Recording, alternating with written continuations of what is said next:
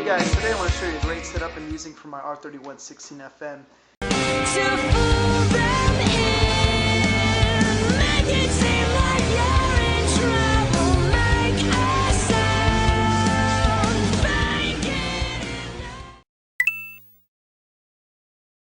Okay, in this video I'm going to show you a lot of tips and secrets that I've accumulated over the last few years, and I'm always learning new things, but this is a lot of good information. You may want to listen up because it may change your life.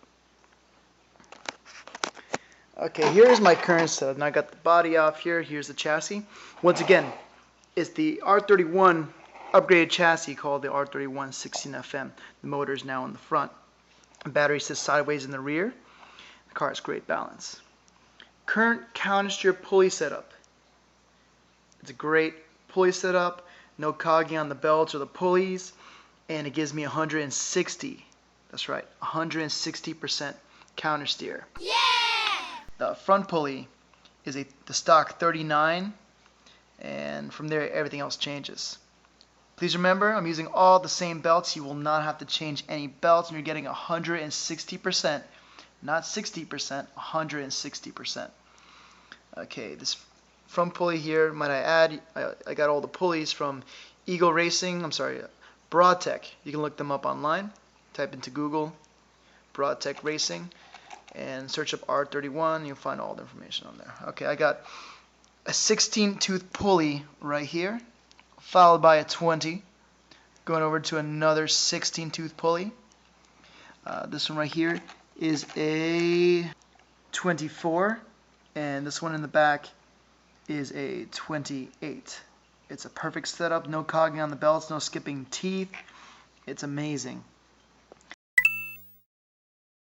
What is actually best for the countersteering car to help you get the most amount of countersteer without the wheels pulling you straight is putting a nice soft spring setup in the front.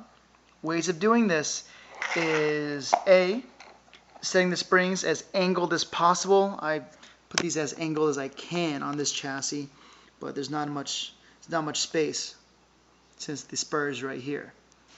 But I got a nice soft spring in the front. Like I said, a soft spring in the front, or as sideways as possible. The back, you want to make the back a harder spring, and you may want to stand it up a bit more.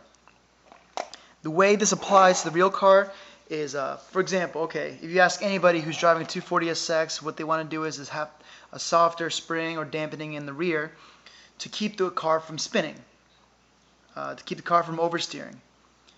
In a CounterSteer RC drift car, we have the opposite problem. We start countersteering and the car ends up pulling in that direction. We're going to do the opposite. We're going to make the rear a bit stiffer and the front a bit softer, so the wheels want to grab more in the front, and also so that there is more weight on the front as well.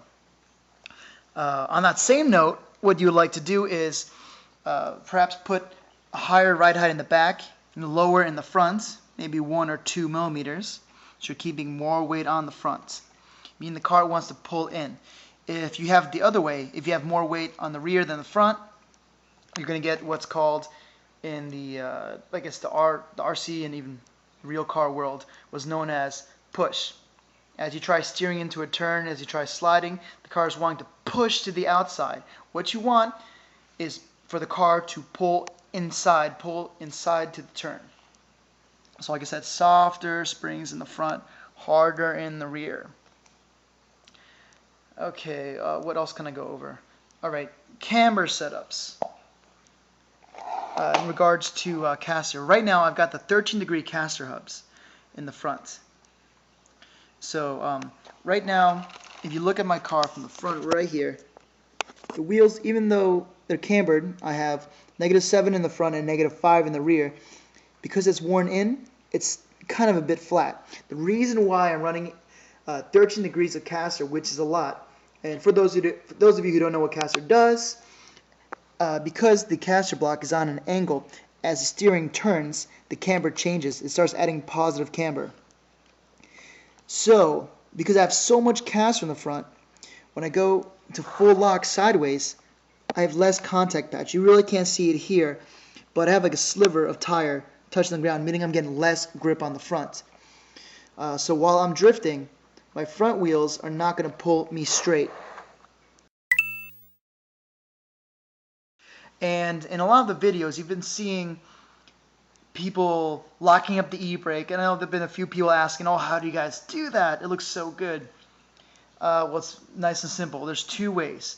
One way, two upgradable components you can put on the car. One's called a center one-way, and the other's called a front one-way. A lot of people are using a front one-way so that it would better simulate a real car setup.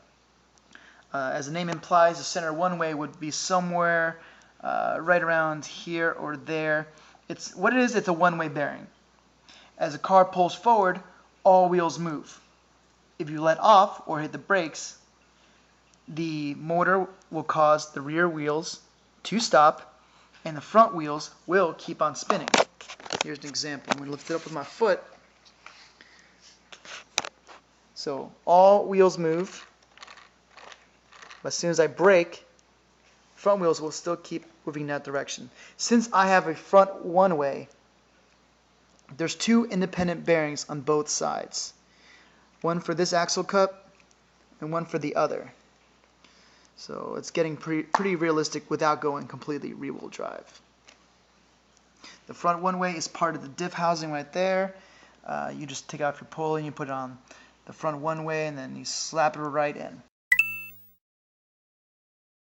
Here's the remote I've been using for the last few years. I really enjoy it. I had a little tennis grip right here for, I don't know, it just feels a little bit better on the hands. It's the Futaba 3PM. It's a 3PM MX. Don't really need the MX. Doesn't matter. I had it for a good deal, so I got it. Also, underneath here, I added a LiPo battery. That's pretty good too, so you have longer run times on the remote transmitter. Okay, here is the chassis. I'm going to show you full lock and show you an example of the front one-way in action. So I'm going to give it some gas. Alright, so when I hit the brakes, the front's going to lock up. The back's going to lock up, but the front's going to keep spinning. Very nice. One more time. Alright. So I'm going full lock as much as possible. That's legit. The servo I'm using is the Futaba BLS 451. Actually, it is overkill. It's probably better for on-road racing or for trucks even. It's really fast, as you see here. But you know what? I actually even have the steering rate turned down a bit, so as I'm making my switchbacks and making slight adjustments, it doesn't look so unrealistic with the wheels flailing like that. Once again, a post wrap-up for my chassis setup. At 160% countersteer, I'm running front camber -7, rear -5. I got soft springs all the way around. I try to get the fronts as sideways and angled as possible, leaning in like this. In the backs, I have kind of standing up. I found I like this setup for myself. I have it in the, looks like the third hole in from the outside. It's the third hole from the outside. Ride height, I have 7 mil in the back and I have 5 mil in the front. So the front is 2 millimeters lower than the back. So pretty much with this setup, and on top of that, the 13-degree caster hubs, you will have an excellent countersteering machine.